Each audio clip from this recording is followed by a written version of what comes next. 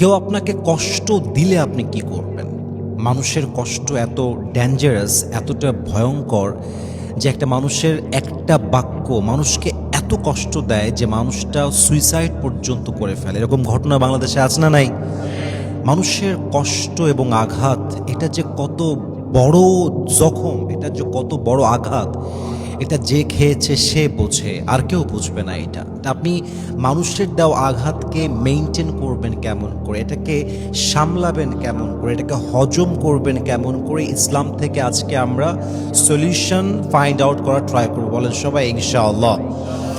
আজকে যে সলিউশনগুলো আপনাকে দিব এটা খুব ইন্টারেস্টিং কথা বলি। যদি এই সলিউশনগুলো কেউ অ্যাপ্লাই করতে পারে, জীবনের যত বড় আঘাত সে পাক না কেন, যত বড় কষ্ট সে পাক না কেন, তার প্রত্যেকটা কষ্টকে তার জন্য সহজ করে দিবে একজন। বলেন সবাই, তিনি কে?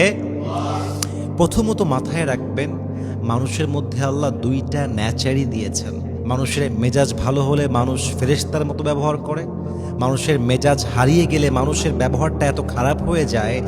এটা কি মানুষের বাচ্চা না এটা কোনো জানোয়ার, এটা বোঝা বড় মুশকিল হয়ে যায়। এটা হচ্ছে মানুষের নেচার।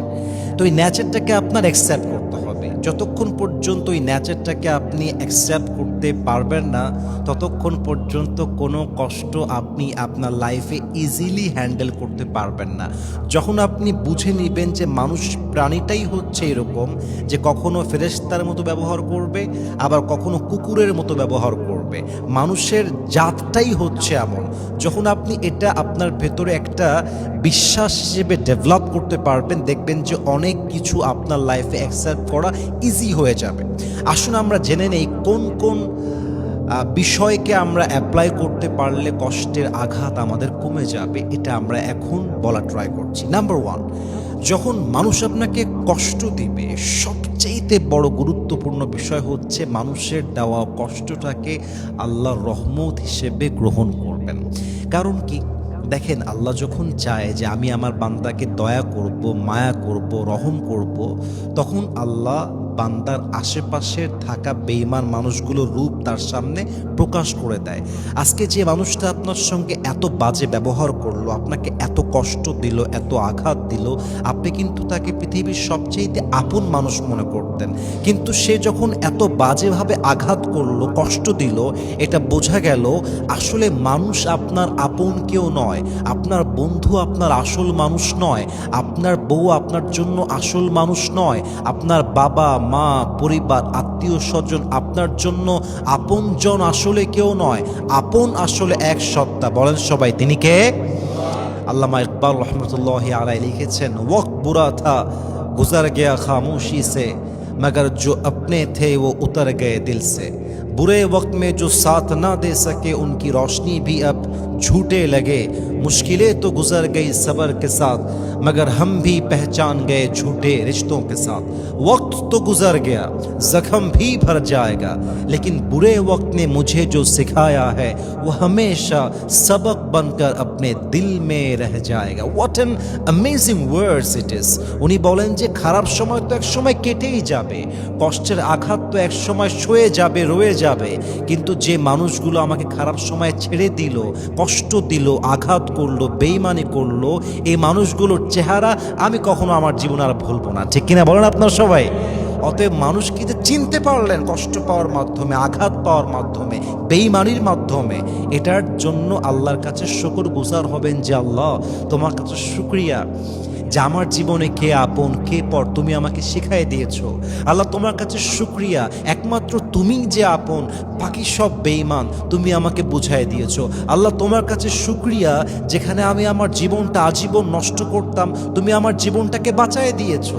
কেউ আঘাত করলে কষ্ট পেয়ে ভেঙে যাওয়ার কোনো কারণ নাই, বরং কষ্টকে পুঁজি করে নিজের মাজার হাড়কে শক্ত করে এমনভাবে দাঁড়িয়ে যাবেন, যারা আপনাকে ছেড়ে গেছিল তারাই আপনাকে পাওয়ার জন্য আবার পাগল হয়ে যাবে। ঠিক কিনা বলেন সবাই আপনারা?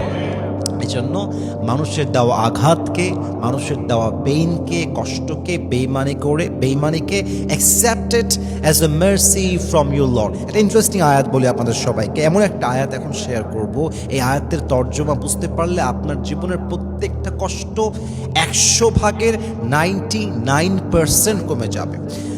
আল্লাহ তাআলা বলছেন, وعسى أن تكرهوا شيئا وهو خير لكم وعسى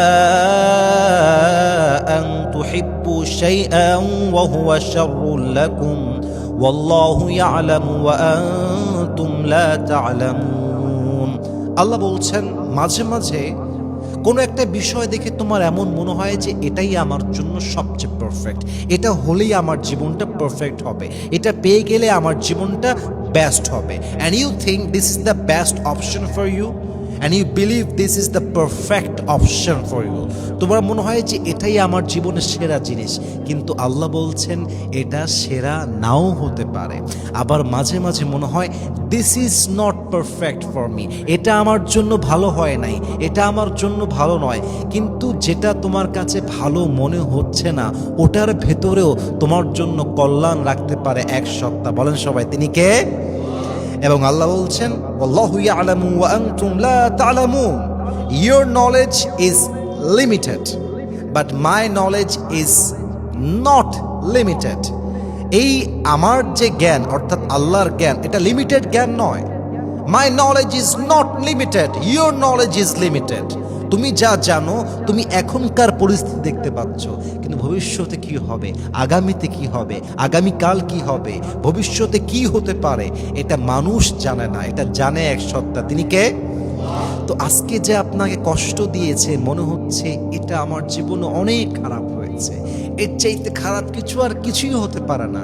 আজকে আমার প্রিয় মানুষ আমার সঙ্গে বেইমানি করেছে, আজকে আমার স্বামী বেইমানি করেছে, আমার আব্বা আম্মা খারাপ ব্যবহার করেছে, আমার বন্ধু বেইমানি করেছে, আমার ওয়াইফ বেইমানি করেছে, এটা এত খারাপ আমার লাইফে, এটার চাইতে খারাপ আর কিছুই হতে পারে না। কিন্তু হতে পারে এর মাঝে আপনার জন্য একটা বড় কল্যাণ রেখে দিয়েছে একজন, তিনি কে? অতএব চামড়ার চোখে যা দেখা যায় ভেতরে তা নাও হতে পারে।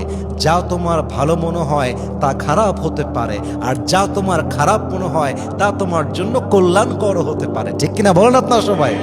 So accept the pain in your life as a mercy from your Lord।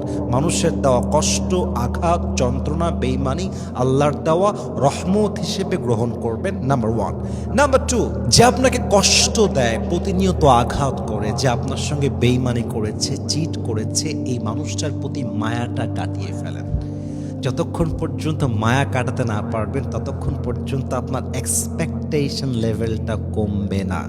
মানুষ যার প্রতি তার মায়া কাজ করে তার প্রতি তার এক্সপেকটেশন লেভেলটা অনেক হাই হয়। দেখবেন যাকে দেখে আপনার প্রচণ্ড মায়া হয়, প্রচণ্ড ভালোবাসা হয়, এই মানুষটা আপনাকে ইগনোর করলে কষ্ট লাগে। এই মানুষটাকে মেসেজ দেওয়ার পরে যদি ডেলিভার্ড হয় কিন্তু সিন না হয় কষ্ট লাগে। সিন হয়, রিপ্লাই না আসে কষ্ট লাগে, রিপ্লাই আসে কিন্তু হোম ইয়েস নো আপনার কষ্ট লাগে। কারণ কি? আপনার এই মানুষের প্রতি মায়া আছে, ভালোবাসা আছে, আবেগ আছে। যতক্ষণ পর্যন্ত মায়া থাকবে আপনার এক্সপেকটেশনটা কমবে না। আর যতক্ষণ পর্যন্ত মানুষের মনে আশা থাকে আরেকজনের থেকে, মানুষের জীবনটা খুশি হতে পারে না, সুখী হতে পারে না। আশা যত বেশি কষ্ট তত বেশি, আশা যত কম কষ্ট তত কম। যাকে দেখে যত বেশি আপনার মায়া হয় এই মানুষটা আপনাকে তত বেশি কষ্ট দিয়ে ভাঙবে। আরে মানুষ তো এমন প্রাণী, যদি আপনি মানুষকে বলেন যে তোমাকে ছাড়া আমি বাঁচতে পারবো না, মরে যাব, মানুষ এত বেঈমান যে আপনাকে শেষ পর্যন্ত মেরেই ফেলবে। ঠিক কিনা বলো না আপনার সবাই? এজন্য কখনোই কোনো ব্যক্তির প্রতি অতিরিক্ত মায়া রাখবেন না। মায়া রাখলেন তো মরলেন, মায়া রাখলেন তো ফাঁসলেন। এই মায়া এমন একটা বাজে জঘন্য জিনিস যে একটা মানুষের ব্যক্তিত্ব এবং অস্তিত্ব ভুলিয়ে দেয় এই একটা মায়া। একটা মায়ায় পড়লে সুস্থ স্বাভাবিক মানুষটাও পাগল হয়ে যায়।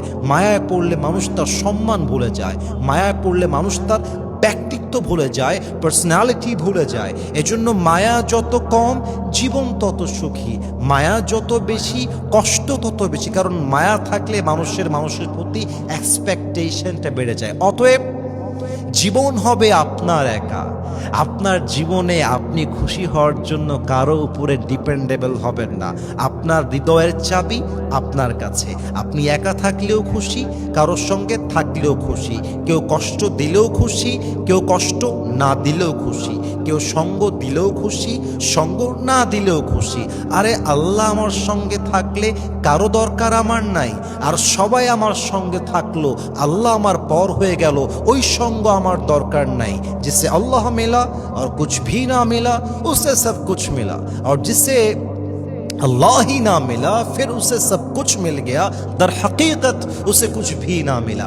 অতএব আমার আশা, আমার চাওয়ার জায়গা, আমার পাওয়ার জায়গা মানুষ নয়। আমার ভালোবাসার আসল জায়গা মানুষ নয়। আমার পাওয়ার জায়গা, চাওয়ার জায়গা, আশার জায়গা এক সত্তা। বলেন সবাই, তিনি কে?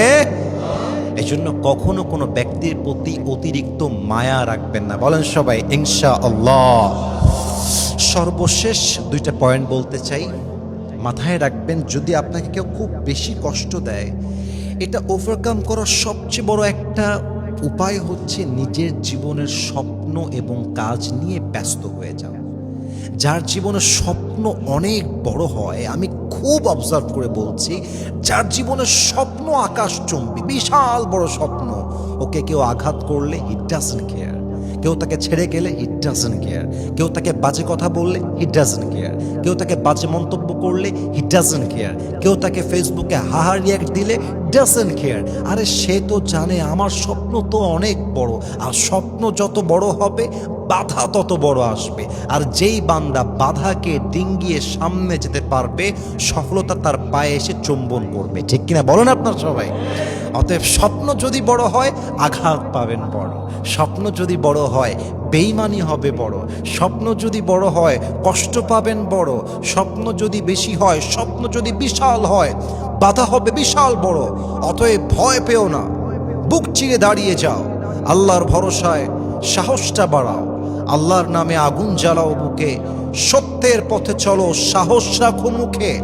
আরে ভয় পেলে চলবে না, রক্তে আগুন ধরাও, আল্লাহর সৈনিক তুমি সেই পতাকা উড়াও। আর আল্লাহ যখন পাশে কিসের এত ভয়, তাওয়াক্কুল করো কাছে আসবে বিজয়। মিজানুর রহমান আজহারি হুজুর বলেছিলেন, আধারে ভয় পেও না, আলো আছে আড়ালে, অন্ধকার পালিয়ে যাবে তুমি উঠে দাঁড়ালে। ঠিক কিনা বলেন আপনারা? অতএব মেহেরবানি করে কারো প্রতি মায়া রাখবেন না, দেখবেন আপনার কষ্ট কমে যাবে। নিজের কাজে ব্যস্ত হয়ে যাবেন, দেখবেন আপনার কষ্ট কমে যাবে। এবং সর্বশেষ একটা কথা বলে শেষ করতে চাই, আল্লাহর সঙ্গে কানেক্টেড হয়ে যান, নামাজি হয়ে যান, তাহাজ্জুদ গুজার হয়ে যান। 5 ওয়াক্ত নামাজ তো পড়বেন, তাহাজ্জুদটাও পড়বেন। প্রত্যেক দিন 5 ওয়াক্ত নামাজের পরে কোরআন তেলাওয়াত করবেন, ফজরের পরে কোরআন তেলাওয়াত করবেন। মানুষের সম্পর্ক যত বেশি আল্লাহর সঙ্গে মজবুত হয়ে যায়, তার সম্পর্ক দুনিয়ার সঙ্গে তত বেশি কমে যায়। মানুষের সম্পর্ক আল্লাহর সঙ্গে যত বেশি স্ট্রং হয়ে যায়, দুনিয়ার প্রতি তার মায়া তত বেশি কমে যায়। নবীর প্রতি যার ভালোবাসা বেশি বেড়ে যায়, তার হৃদয়ে মানুষের প্রতি এক্সপেকটেশনটা তত কমে যায়। আল্লাহর কাছে যে চলে যায়, দুনিয়ার মায়ার থেকে সে দূরে চলে যায়, তখন তার কাছে একটা জিনিসই মনে হয়, আল্লাহ খুশি সব ঠিকঠাক, আল্লাহ নারাজ সব নষ্ট, আল্লাহ আছে সব আছে, আল্লাহ নাই কিছু নাই। অতএব যার মাথা কপাল সেজদায় ঝুঁকবে একমাত্র রবের সামনে, যার হাত উঠবে তাহাজ্জুদের জায়নামাজে, যার জবান দিয়ে কোরআন তেলাওয়াত হবে প্রত্যেক নামাজের পরে, এই বান্দাকে পৃথিবীতে এমন কোনো বাপের বেটা নাই যে বাপের বেটা এই বান্দার মনে আঘাত দিয়ে কষ্ট দিয়ে ভেঙে দিবে। কারণ এই বান্দার মনে মানুষের জায়গা নেই, এই বান্দার মনে জায়গা আছে এক রবের জন্য। তিনি কে? আল্লাহর সঙ্গে সম্পর্ক মজবুত করেন, তাহাজ্জুদ গুজার হন, জিকির করেন, কোরআন তেলাওয়াত করেন, 5 ওয়াক্ত নামাজ অন টাইম তথা নির্ধারিত সময় পালন করবেন।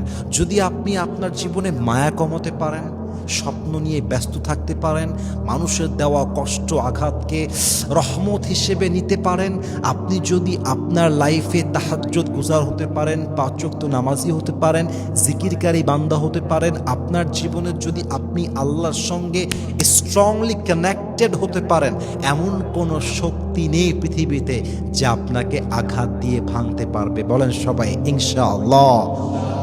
আমি যে 4টা পয়েন্ট শেয়ার করলাম, আল্লাহ আমাদের সবাইকে যেন এই 4টা পয়েন্ট অনুযায়ী আমল করার তৌফিক দান করে। আমরা সকলেই পড়ছি আমিন। ওয়াখির দাওয়ানা আলহামদুলিল্লাহি রাব্বিল আলামিন। আসসালামু আলাইকুম ওয়া রাহমাতুল্লাহি ওয়া বারাকাতুহু।